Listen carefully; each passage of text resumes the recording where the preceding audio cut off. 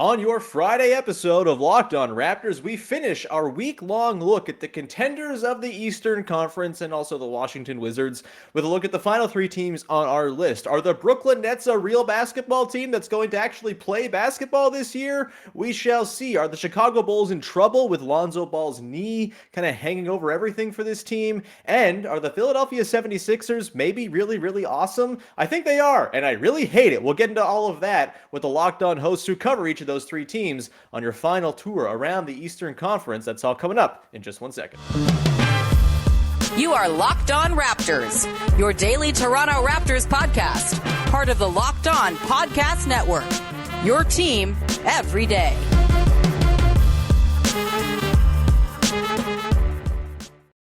Hey, what's going on? Welcome to episode number 1247 of Locked On Raptors for Friday, September the 23rd.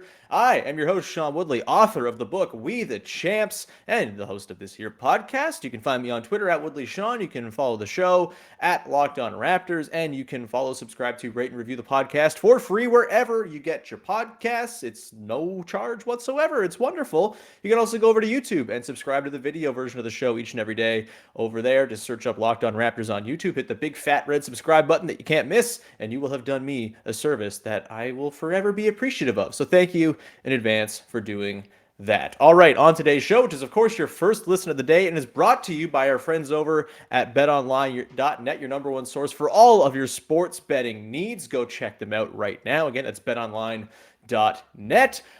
We are finishing up our look at the Eastern Conference contender tier. Of course, we had to shoehorn the Wizards in on Wednesday as well because there's only 9 good teams in my eyes in the Eastern Conference this season. But we finish it off with 3 teams that will very much be in the mix with the Raptors. Of course, we start off with the Brooklyn Nets, who might be good, might be really bad, might trade Kevin Durant by the deadline. Who's to say? We will talk about that with Adam Armbrecht coming up first. We've also got Pat, the designer of Locked On Bulls, in the middle segment. Great chat there, talking about DeMar and a whole bunch of Bulls-related stuff. And to close things out, Devon Givens of Locked On Sixers, who has been on this podcast before in crossover form back in the postseason. We dig into the new look Sixers, the rocketified Sixers, who have all of Daryl Morey's old pals, and why I kind of think they might be a really, really good regular season team, at least. We'll see in the playoffs if James Harden can actually move. But in the meantime, we will start things off, get to our chat about the Brooklyn Nets off the top, and then we'll go Bulls, Sixers from there. Thanks for being here. Let's get to Adam Armbrecht first. All right, joining me now to continue looking at the opponents the Raptors are going to come across in the Eastern Conference this season is Adam Armbrecht from Locked On Nets, here to talk about, I think, a basketball team. I don't know. They had a weird offseason. Kevin Durant wanted out, and then they couldn't trade him. Then he wanted back in. Kyrie Irving is still kicking around. They have Ben Simmons on this team, and they also got Royce O'Neal the day the Kevin Durant demand happened. I have to ask you first, Adam, before we get into the on-court product and all that, do you hate this team? Hate? What's the hate, man? It's a roller coaster ride. You're gripping it, hanging on for dear life, wondering. It's like when you get older and all of a sudden you don't realize how nauseous you can get from certain types of rides and roller coasters. Yeah, man. No, I don't love the amount of time that we spend, justifiably so, covering things that aren't related to the basketball team, right? Sure. And that's been a lot of what the discussion has been over the last 2+ seasons. I am mildly optimistic that at least to start the year, we're going to be able to be focusing on Ben Simmons and on Kyrie and Kevin Durant and what this team looks like on the court. I think we're going to get that sample size, and then depending on how it goes, we'll be able to keep talking about that after the trade deadline. Yeah, so just to run through what the Nets did last year, they were 44-38. They got swept in the first round by the Celtics pretty unceremoniously. They were number 8 in offense, 21st in defense. And I don't know what any of their numbers mean because they weren't really complete. They traded James Harden halfway through the year. They led the league in missed man games due to one guy refusing to get a vaccine. It was a mess that I don't think the numbers really tell any sort of story of. So what is like your expectation for what this team can be? Let's just assume these guys are available, number one. We can argue about the varying degrees of effectiveness of a Kyrie Irving or Ben Simmons at this stage of their careers, but like if everyone's healthy, everyone is on the floor, what's the baseline expectation for this Nets team? Oh, yeah. I mean, I'll tie it into, I think Ben Simmons offers a little bit more of a mystery, obviously, having not been on the court. But I Mhm. mean, just to be clear, like Kyrie Irving is still one of the best players in the league when he's on the floor. Like there's no disputing that. Getting him on the court and having him be there consistently, that's the question mark. Mhm. That's why I think it's funny when we go through power rankings and players and where they all stack up. I get the variables around a Kyrie Irving, but he is not 34, going to be 35 years old here of a lifelong contract like Kevin Durant. So he's electric, man. If you want to keep it just purely on the court, everybody's healthy, and with the roster they have, it's a team competing to be top 3 seed in the East. Like, I don't know Mhm. how, and I think people are losing sight of this. Again, there's a lot of variables, but from a talent standpoint, it's impossible to look at Kevin Durant, Kyrie Irving, Ben Simmons, Joe Harris, who has been reported in the past week that he's 100% healthy coming off of multiple ankle surgeries. If we assume Seth Curry is going to be in form, 2 of the top three-point shooting, supporting cast members that you can have in the NBA. I don't know how you look at this, what would be their starting 5-man lineup of Curry, Harris, Durant, Simmons, and let's say for the sake of argument right now, Nicholas Claxton. That is as dangerous a team as anyone, while understanding there's question marks and limitations. But just like every other year for this, since they signed Kyrie Irving, got Kevin Durant, they are on paper one of the best teams. So you don't have Kyrie in your hypothetical starting five? I'm assuming that was just an accidental misstep running through all What the did I say? players. What I only But list 4? Well, you said I only played Curry, 4. yeah, They're so good. yeah. Oh, sorry, no, they're so good that I only do 4. No, Kyrie Irving, Harris, Kevin Durant, Ben Simmons, and Nicholas Claxton, with Curry theoretically being that first man in off the bench. Look, I love to be pedantic. There's nothing I love more than to be pedantic on the podcast, especially with the guests who are very gracious with their time. So Adam, let's what's the realistic expectation, knowing that there will surely be some sort of extracurricular stuff with this team in some way, shape, or form? Like, it seems unavoidable, whether it's like a question about Kyrie and his health, or like I can't go into the season assuming the Nets are going to be normal. That feels like a stupid decision because it's never been normal. But Yeah. if you are like setting an expectation for like how I guess much this team can withstand a little abnormality, like what would that be? Like, do you still think that even if some things go wrong, there's enough here for the Nets to still be a contender in the East? Yeah, you're right in saying, how can you go into a season with these key figures still involved and say, it's all going to go smoothly? However, the benefit here would be that Kyrie Irving is on the opt-in, right? So he potentially is in a walk year. Even though Hmm. Kevin Durant came back to the table after the trade request, and you think everything could be all sunshine and rainbows, there is also a world where you get to the deadline and things don't look so good and you go a different way. Or next offseason, they revisit those conversations. Hmm. On in theory, though, when you put this team on the court together, the presence of Ben Simmons dramatically changes how successful this team can be on both ends of the floor with a level of consistency. And the reason why I say it is, we know that, listen, Ben Simmons is going to be you look at him compared to, say, Nicholas Claxton, same height, but Ben Simmons is bringing 15, 20, 25 pounds more weight to that position there potentially. He can be the point forward for you, the point center, whatever you want to do in positionless basketball. But the ripple effect is now Nicholas Claxton gets to be more specialized in his defensive versatility. Now on that end of the floor, Kevin Durant is picking up the 3rd most difficult assignment, and he's using all of his length, even as he gets a little bit older, to be able to be effective on that end of the floor. So it's hard for me not to get excited about how dynamic this team can be, understanding that on the offensive end, you do need to figure out a way to get through ISO ball. And I think that's the fascinating piece. If Steve Nash, still the head coach of the Brooklyn Nets, in case anyone was wondering, Canadian friend of the Raptors, I'm sure. Ultimatum survivor. Unbelievable. So, when you release a press statement that says Steve Nash and the Nets have met with Kevin Durant, there's certainly a message being sent there. But as long as they can figure out whether or not, one, because it's a fair question, that Steve Nash can coach and can execute a game plan and does have versatility and scheme to versatility, then you just need to influence Kevin Durant and Kyrie Irving to be willing to buy into that and not get stuck into ISO ball, because that's the big X factor here. Not having them, through process or by their own determination, decide it's going to be me or nothing. And the injuries, the inconsistencies, the poorly shaped supporting cast this past season specifically, that impacted, I think, the ability for this team to give you a consistent product on both ends of the floor that allows you to really start to dream on what they can be. So let's just do the thing then where we assume things will be fine and normal and the Nets will be Perfect. operating as a regular basketball team. Kyrie's not being weird. Everything's fine. Ben Simmons is back being Ben Simmons. Mm-hmm. What to you is the biggest area of concern, even with a fully functioning Nets roster? Like, is it the lack of wing defense? I know Royce O'Neal comes in, but like he's 6'4". He's had a lot of trouble with the bigger wings in the past. Is it something else? Is it, secondary creation, whatever it might be? Where do you think the potential downfall for this team could be, assuming they make their way to the postseason as a top 3 or 4 seed because they've been normal? Where do you think things maybe need to be addressed in order to sort of cover over some weaknesses that might still exist?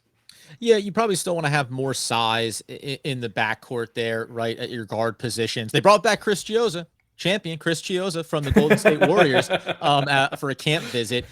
Like, in theory, that's an area of concern unless Ben Simmons is doing more of the facilitator role, and that kind of changes that dynamic. You brought in TJ Warren. He can pick up the scoring effort. I think the difficult part is there are a number of players you go, as long as he's healthy, as long as he's back from injury, as long as he's healthy, right? And you do that enough times, and at some point you have to start to feel like there is an area of concern there.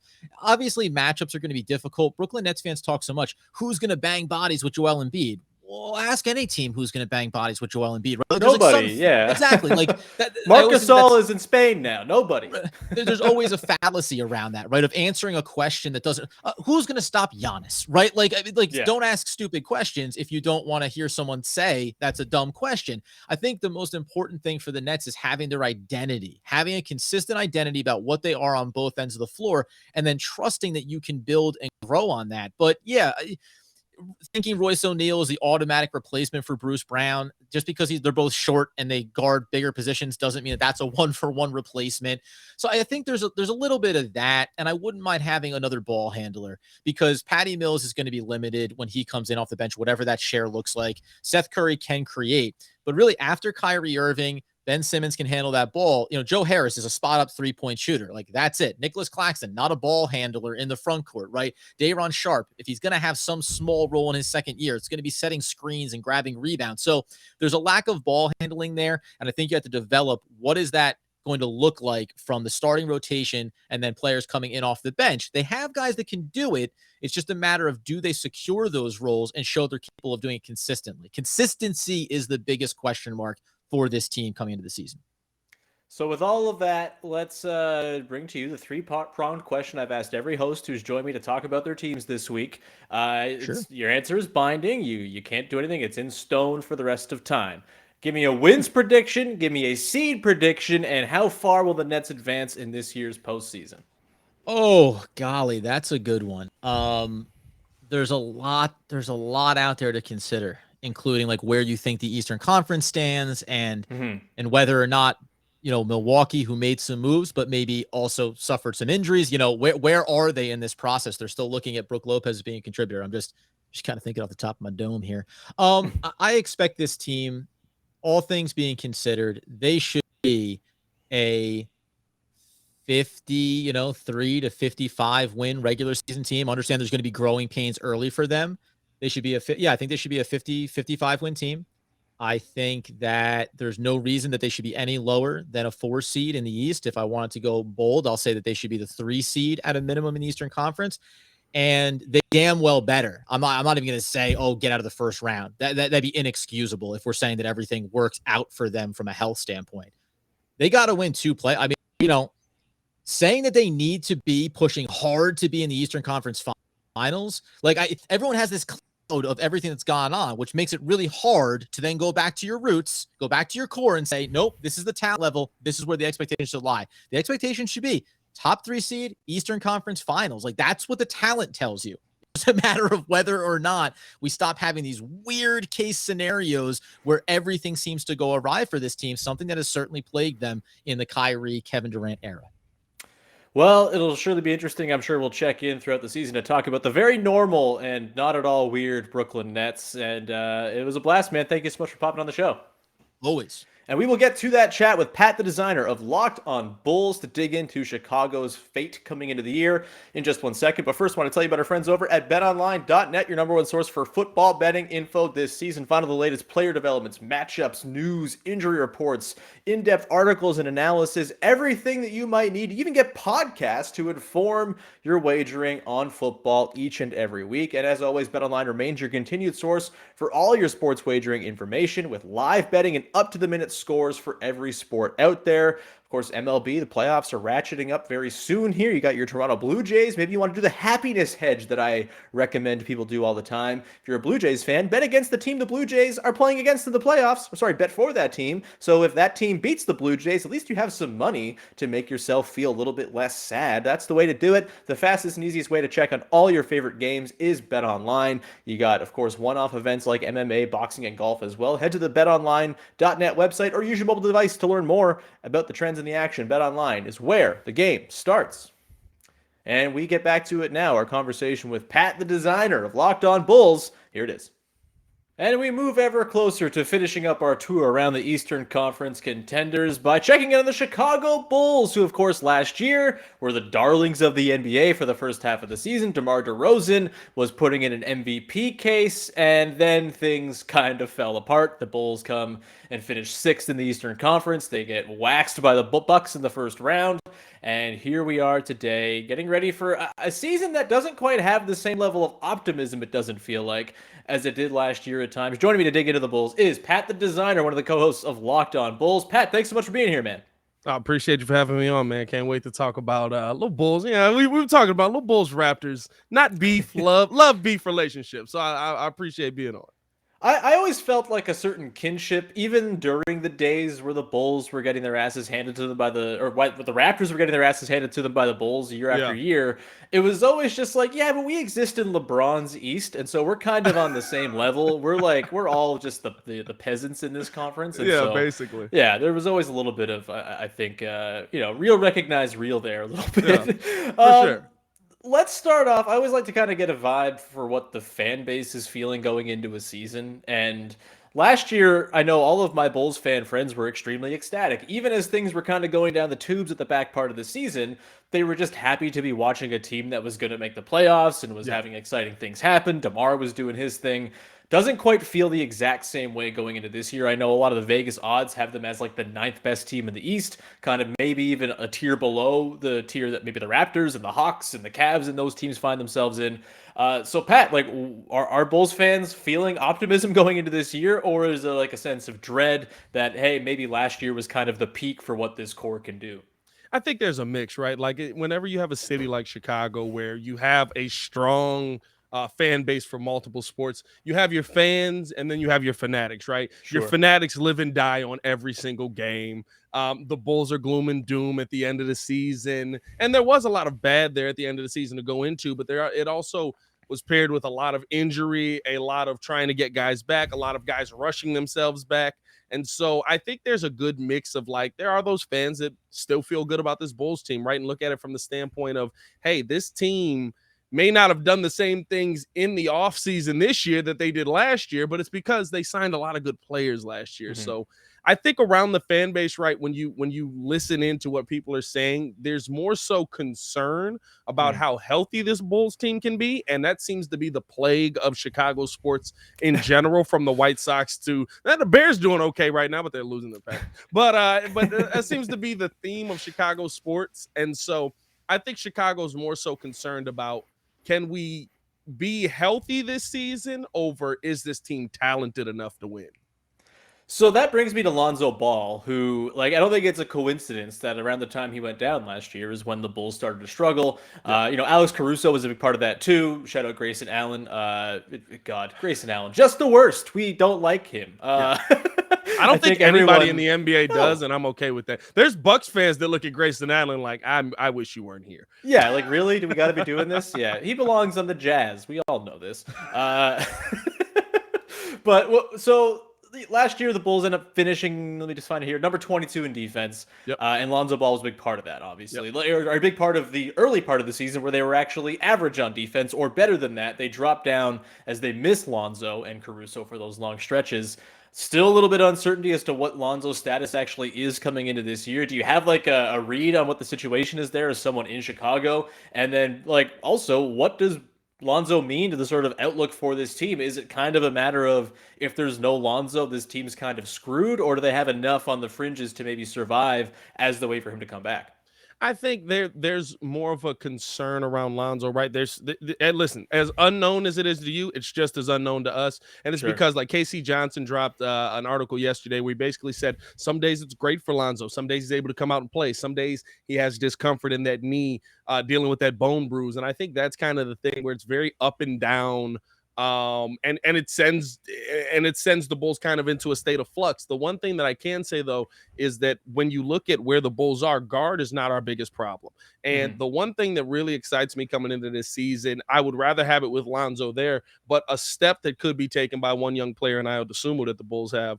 Ayo was one of the best defenders in the NBA in that first half of the season, all pretty much till he hit his rookie wall, and you could tell that he was just gassed every night. But he did a great job on guys like Darius Garland, Trae Young. Did okay on Fred VanVleet. Got a little cooked at the end there, but did okay on a guy like Fred VanVleet. Listen, Fred started cooking. Who among us? Yeah. But you know, like he proved to be one of the better defenders in the NBA, and in college he was more of a combo guard. You could see he had flashes of trying to get the scoring up, but he had to do so much, and he was adjusting to so much at once. Right? I think he's the piece that Bulls fans really look at and say, okay, I feel better about Lonzo taking his time coming back, because we have this young guy who seems like he's developing, moving in the right direction, and was able to run the team in his rookie year where you're supposed to be confused by everything that's happening around you. And he did a really good job on that. So I think that makes us feel a little bit better, but you would absolutely rather have Lonzo out there. I mean, at the end of the day, the defense was one of the top defenses in the NBA when Lonzo was on the floor. Your offense was one of the top offenses in the NBA when Lonzo was on the floor in transition and finishing at the bucket, right? So there was a lot of things that Lonzo brings to this team that you absolutely miss and you hope to get back. But at the end of the day, right, I've been telling Bulls fans this all season. The beginning part of the season doesn't matter. Like it's fun to watch. It's enjoyable. But right, we were in first place for most of the beginning part of the season. The second half is where it matters. So if Lonzo Ball is coming back after All-Star break, I'm okay with that. Yeah, that makes total sense. As long as he's coming back to stay. Yeah, that would be nice and helpful. And Ayo is awesome. He's very, very cool. Love watching that dude. Another young guy who I guess Bulls fans are really hoping is going to pop this year is Patrick Williams, who missed most of last year with, what was it, like an ankle or a knee or something like that? Broken wrist trying to dunk. Oh, it was a wrist. It was Isaiah Stewart. Right. Yeah. That's a hard man to punch. What are you doing there, man? That's it's tough. It was not great not to have that guy in the lineup last year. Mostly for the development, you would think, right? He's in this second season. You would figure that's where he's going to pick up a lot of the reps that are going to help inform what his game's going to become. He misses out on that a ton. Obviously, still a lot to like there. And one of my favorite bits of trivia is that he's younger than Scotty Barnes, which seems impossible. And I guess what's the level of optimism with Williams, and what kind of player can people realistically expect him to be now going into his third year?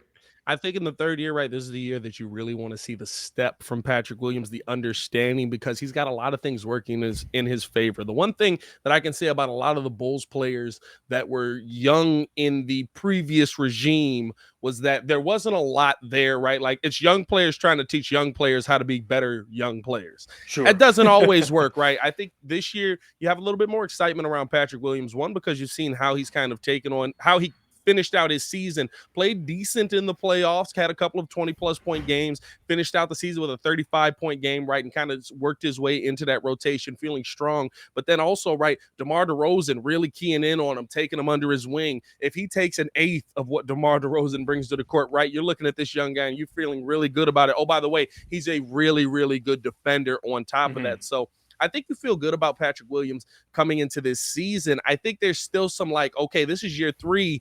Usually by this point, right, we know what a player is. For the most part, there's some guys that surprise you, and because of Patrick Williams' age, you still have that hope that, like, okay, he's gonna pop. This is gonna be a season that he takes that step, and this is gonna be the season that he validates where he was drafted at the 4th overall pick. But there is still that little bit of uneasiness around him on, is he going to be able to take that step? Is he going to get the opportunity to take that step? Because remember, right, he essentially has to become your 3rd scoring option on this team, and that's a team that has Zach LaVine, DeMar DeRozan, and Nikola Vucevic. Not to mention, if Lonzo Ball does come back, right, Lonzo Ball was shooting above 40%. He's going to get his opportunities to take his shots as well. So I think that there's a lot of, you look at Patrick Williams as a guy that has to force his way into the lineup, and that's what you hope he's able to do this season. I would like to see it. He seems like a cool player, and more Florida State propaganda. I have nothing wrong with that. I'm a Patrick Williams, Devin Vassell kind of guy. Yeah, I mean? There you go. There you go. So we love DeMar DeRozan in these parts, of course. Yep. He's very good. He's very awesome. Everybody loves him, and it seems like Bulls fans love him too. I'm just going to give you the floor here for like 90 seconds. Just wax about how much DeMar DeRozan rocks. DeMar DeRozan is amazing, not because DeMar DeRozan is just going to be able to go out there and score points, but it's how he scores points, dog. And I don't think I realized this when he was in Toronto, right? DeMar plays his game. He gets to his spots. No matter what you do, I'm going to be in my spot, and I'm going to knock this shot down. It doesn't matter what you do, and I think that that's something, right, that the Bulls really needed on this team, and he gave you such a boost in the arm, right? And I love the fact that last year he was able to prove so many people wrong. Remember, he was the worst signing of the offseason. The worst signing of the offseason. So I love that he was able to prove so many people wrong. And my hope for DeMar this year is that he's able to continue with the percentage-wise, but he doesn't have to work as hard because the Bulls are a little bit healthier. Imagine thinking DeMar is the worst signing of an offseason in which Evan Fournier gets 4 years from the Knicks. What are we talking about I here? was so confused because it was just like, even if he puts up San Antonio numbers, he's not the worst signing of the offseason. How dare they sign this proven excellent player, these morons. Last one for you, Pat. I've done this with every host I brought on for these quick little tours around the Eastern Conference. Give me a win prediction, a seeding prediction, and how far will the Bulls advance in this year's playoffs? I think the Bulls will still be a top 5 team this year. I do have them probably at about close to where they were, right? 46 to 48 wins this season. I don't know if they'll crack 50 this year either, just because, again, the Eastern Conference is another year older and has gotten a lot tougher. But I do still value this Bulls team as a team that, when 100% healthy, is one of the scariest teams in the East, not only just offensively, but defensively as well. And so I have a lot of, call me a homer. It is what it is. I think the Bulls probably get into the second round this season. I mean, it depends on who you play, but it's going to be based on if they're able to kind of stay in that top 5 position, right? If they're 6, 7, or 8, it's going to be a little tougher to advance when you got to go through Giannis and or Kevin Durant again, possibly. Yeah, for sure. I think, I don't know if I'm as high on the Bulls as you, but I'm also not as low as a lot of people seem to be. Like, I don't think they're like a clear number 9 in the East or anything like that. Like, that could be any one of these teams that we've kicked around all week long. But like, I don't know, DeMar is pretty great. He's a wins machine, man. Like, the teams he's on tend to win a lot of games, and he kind of raises your floor like that, which is pretty fun. This was a lot of fun, Pat. Thank you so much for popping on the show. I'm sure we'll chat throughout the season as the Raptors and Bulls cross paths. Where can people check out your work?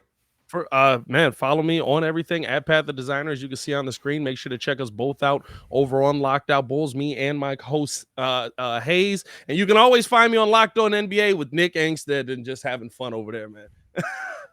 That guy. Have you done Dallas yet? We won't be talking about the Mavericks. Oh, okay, all right. We're just keeping it Eastern Conference here. Any excuse to not have Nick on my show, I'm just going for that. That's going to do it. Thank you so much, man. We'll come back on the other side and round out our tour around the Eastern Conference with a look at the Philadelphia 76ers with Devon Givens. That's coming up in just 1 second. All right, joining me now to conclude our tour around the heavy hitters and Washington of the Eastern Conference, it is Devon Givens from Locked On Sixers, who we last spoke to when the Raptors and Sixers were squaring off back in, April. It feels like it was a very long time ago, but Since then, the Sixers have lost in the second round in kind of embarrassing fashion to the Miami Heat. They've made a whole bunch of offseason moves. They've brought back James Harden, and Devon is here now to tee up the season for Philly, which should be a fascinating one. Devon, let's start with James Harden, shall we? Last we saw him, at least here in Toronto, he had his moments, obviously. Game 6 was a big game for him in that Raptors-Sixers series. But we also saw in that series Malachi Flynn locking his ass up and other things like that, which maybe are a little concerning if you're a Sixers fan. What's the read on Harden coming into this season? I know it's like best shape of his life stuff all summer long. Muscle watches on for Harden, but is there like an actual belief that maybe the hamstring stuff that might have been bothering him last year and the year before maybe is kind of behind him now? What's the level of expectation for what Harden can be coming into this season? At least ahead of media day and training camp right now, from all the videos that you've seen and just from things that you hear in background a little bit, that he is in really good physical shape right now, and the injuries are behind him. That is something that appears to be a part of what the storyline is from slowing him down a bit in the postseason. And I think for a lot of Sixer fans, Sean, it really is about getting a clear view of him from day one, acquiring him from Brooklyn via the trade deadline in February, knowing about the hamstring injuries that followed him for the past 2 seasons, I believe, with Brooklyn while he was there. That was something, of course, that we had on our minds here locally, if it's something that is a part of it outside of just the age. And now we're going to find out because, as you said, Malachi Flynn having some success there and others that had success at least to stand in front of him and making him adjust and alter his shot a bit where we haven't seen that in the past, not only from the adjustment of the shot, but also the explosion off the bounce and getting to the basket. So right now, it seems like all signs are pointing in the right direction for James Harden and his health, where he is at this time coming in and being a part of the Sixers from day one when training camp gets underway. Yeah, I mean, I think that series is super telling as to like what a fully functioning Harden can do to kind of unlock this team. Because when he was at his best, Game 6 comes to mind, where the Raptors had to change their coverage back up to send extra attention his way because that first step was working, because he was getting downhill. It opens up Tyrese Maxey to be this off-ball monster who's horrifying to think about him getting on the catch and going downhill himself. Obviously, you know, the Harden and Embiid pick and roll was like the most efficient play in basketball after the trade last year as well. Harden, obviously, like this team is only interesting to me in the sort of grand scheme of the Eastern Conference if Harden's at his full peak and he's kind of in that top 15 range of players, and maybe he's back to that. And if that's the case, then the Sixers are going to be a freaking problem in the playoffs. Let's go to some of the new additions. Lots of offseason moves, lots of Houston Rockets ties to the guys who have been brought in. Right. PJ Tucker, DeAnthony Melton, Daniel House, Montrezl Harrell, the most recent one as well. Of those 4 guys, I think you could argue each of them kind of offers a specific thing that the Sixers needed. Who do you think will be the most impactful addition to the Sixers this season?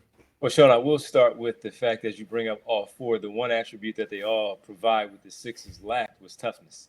Right. And all 4 of them bring that nastiness, that toughness, the edge that the Sixers, in my opinion, have desperately needed for the past few years. The talent itself was good enough to get them to where they were, number 1 seed, number 2 seed, number 3 seed, in these past 5 playoff appearances that they've had, and getting to the second round. They lack something, and I think this is going to help them in the long run throughout the entirety of the season, the depth overall with it. But the one that really stands out to me personally, and all of them, as you said, provide one thing or another, I'm really bullish on the addition of DeAnthony Melton, of what he can provide as not only a backup point guard, but a backup guard who can help out in a lot of different ways because of his defensive acumen, the length that he has as a smaller guard in terms of his size, but his wingspan, his tenacity that he brings, and then being able to play not only with Tyrese Maxey, but also being able to be on the floor at the same time as Tyrese Maxey, maybe being on the floor at the same time with all 3 of them, featuring a lineup that goes there, and you can have PJ Tucker, Tobias Harris at the 4 spot with Joel Embiid, of course, in the middle, or however Doc Rivers decides to do so. There's versatility there with DeAnthony Melton. Now, I can certainly point out one for each and every one, from Harrell to House, and certainly Tucker, who I would think would be a starting player for Doc Rivers' team. DeAnthony Melton is the one that I'm really, really intrigued and excited about, watching him from afar, from his USC days to his Phoenix Suns, then Memphis days, now here in Philadelphia. That's one that really stands out for me. What should we be expecting from Joel Embiid this year in terms of like the level of attention he is paying to going and winning an MVP? Of course, he's been the runner-up the last 2 years to Jokic, and hasn't been happy about it. That's for sure. Or should he? And He should have yeah, at least had one. that's fair. Hey, if that's your stance on it, it's hard to disagree with that. He's been really, really fantastic.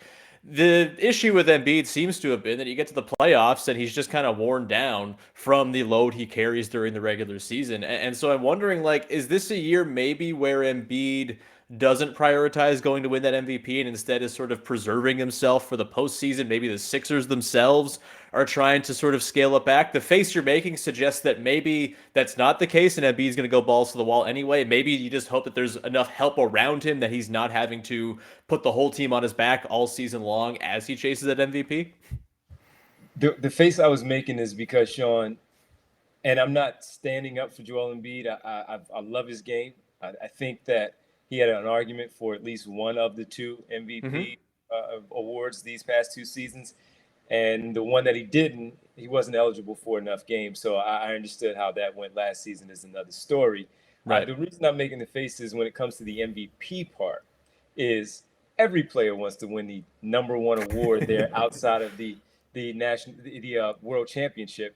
Everyone always believes that they are the best player in the NBA. Who wouldn't want to win that award? And the thing that I always fight back for him, in a sense, is he doesn't bring it up himself. Right. He's asked about it. Right. And when he asks, he's answering these questions, he's honest. And when he's honest, isn't that what we want from athletes? We oftentimes talk about how calculated they are with their answers and things of that nature. And him saying, what else am I supposed to do? Not ignoring how good Jokic is, but just simply talking about, I played the necessary games. I thought I had a better second year than I did the previous season when it was talked about I didn't play those games. What else did I need to do? And my team was one of the tops in the league. And I was also an all-star once again, all that stuff. That's where I defend him a little bit because he's answering the question. What else is he supposed to say outside of, I don't care about that. But then we will be saying, well, that's not true because of course you want to win. So that's the only thing that I do defend him on with that because he's asked, he's answering it. We all want to win it. I want to win the best award for my job, just like you would, Sean, also. So, but as far as that goes, what type of MB you're going to get the same guy that you always get, where the ball, the offense is going to flow through him. He is going to be an all-star once again. He's going to be the most dominant big man in the game yet again and still drift out to the perimeter a bit because that's the skill set that he has and with his game. And I do think, though, that with the depth that they have overall, Sean, is going to help them where so much is not on him, where the trust is from not only the starters, but for Melton to House to maybe Matisse Thybulle. George Niang fits very well with James Harden and Joel Embiid because of his outside shooting ability. And then when Montrezl Harrell is out there, offensively, maybe they don't have to rush as much to put him back on the floor if Harrell was having a good offensive game on that end. He's not known like Drummond and Dwight Howard in the past as the backups, not known for his defensive and rebounding acumen, but the offense we do know is there. But I do think Joel Embiid is going to be Joel Embiid. Go out there and put the numbers, and I think he will dismiss, if you will, with the answering of the question, the MVP talk a little bit more and focus on it of just being what it is for the team to win and go get the championship. Because at this point, I think he's just tired of talking about it and tired of having to answer questions. By the way, one more thing to follow up in standing up for him. He always talks about wanting to win the championship, and that's always ignored when answering the MVP question. Look, as someone who finds every MVP conversation every year to be the worst thing that's ever happened, I hope that he is in fact going to maybe not indulge those questions as they're thrown at him. That would be lovely. Maybe stop asking him the questions. What a wonderful thing that would be. Let's round it out here, Devon, with the thing I've been doing with all of these little check-ins. I'm going to ask you a 3-pronged question. You have to answer. It's binding. There's no turning back. Sorry, It's in stone. Give me a win total prediction for the season, a seeding for the Sixers in the East, and how far will they advance in the playoffs? I have them as the 3rd seed in the East behind Boston and Milwaukee. I may be able to change. You said it is binding, so I'm going to stick with the 3rd seed. Binding only in Locked On Raptors canon, I should say. You can do it. You can change it on your own show if you'd like. It's fine. Yeah, only because as much as I like what Boston has done, the Danilo Gallinari injury is something that is something that I think will be a problem for them a little bit, because I did like that addition along with Malcolm Brogdon. But I'll stick with the third seed in the Eastern Conference because I do believe that they'll be that good. I think they'll be in a range of, I'll give you a single number. I'll go with 53 wins for the campaign. And I do think they finally get past the second round and get to the Eastern Conference Finals for a right to play for the NBA championship. I love it. I actually think the Sixers are going to be the 1 seed this year. I think they're going to win like 58 games, and it doesn't give me any pleasure to say it. However, I don't think they're getting past the second round again. I think they'll probably run into a team like the Bucks or some team that's kind of coasted through the regular season, and they're like doing all the work to get the 1 seed. They'll end up with a team that maybe tops them in the second round. But I think they're going to be a monster in the regular season. And like, my opinion is subject to change if James Harden looks like James Harden, capital J, capital H, as opposed to the guy we saw in the playoffs last year, because that did not inspire a ton of confidence. But if we see like a return to form for him, this team is going to be a monster. And with not only the Danilo Gallinari thing, but Robert Williams' injury, and also the fact that maybe the Celtics aren't going to have Ime Udoka the entire season now, for a story that is yet to be fully reported at the time of recording. And so we're not going to touch that with a 10-foot pole, but that could be a problem. Yeah. So yeah, I think they're going to be really good. I think they're going to win a lot of games, and it's going to be super frustrating. And the Raptors will at least have one game where they hold Joel Embiid to 0 points, but that's it. That's going to do it. Thanks so much, Devon, for hanging out. Where can people check out all your great work? Check us out at, of course, Devon G975 on Twitter, Locked On 76ers with my partner, Keith Pompey, daily, Monday through Friday, and on the radio side in Philadelphia, 97.5 The Fanatic. You can also check it out on the app and on the stream, also on the website. Monday through Friday, 6 to 10 is my time. Kind of juggles a little bit with football season, the Philadelphia Eagles, and all the things that we do with our football shows, but that's where you can find me. Awesome. Everyone go check out Devon, and thank you for tuning in. We'll be back again on Monday for Media Day. We're going to do episode, I think, down from Scotiabank Arena as Media Day unfolds. I'll be there. Vivek Jacob will be there for the typical Monday show. It might be a live episode, so just stay tuned if you're a listener of the show. I'll have announcements on the YouTube channel and on Twitter and stuff like that about what exactly Monday's show will look like. I got to kind of get the lay of the land down at Media Day first before we can commit to anything. Either way, thanks so much. Have a great weekend. Go make your second listen of the day Locked at NBA as we continue to dive into the top 50 players presented by BetOnline this season. And I was on part 3 talking about Pascal Siakam's ludicrous ranking at number 30 after being an All-NBA player last season. Makes no sense, but go check out my explanation as to why it makes no sense, and all of the players who are ranked ahead of him and why they also make no sense. We'll get to that. That's on Locked at NBA, your second listen every day. Go check it out, and have a great weekend. Bye-bye.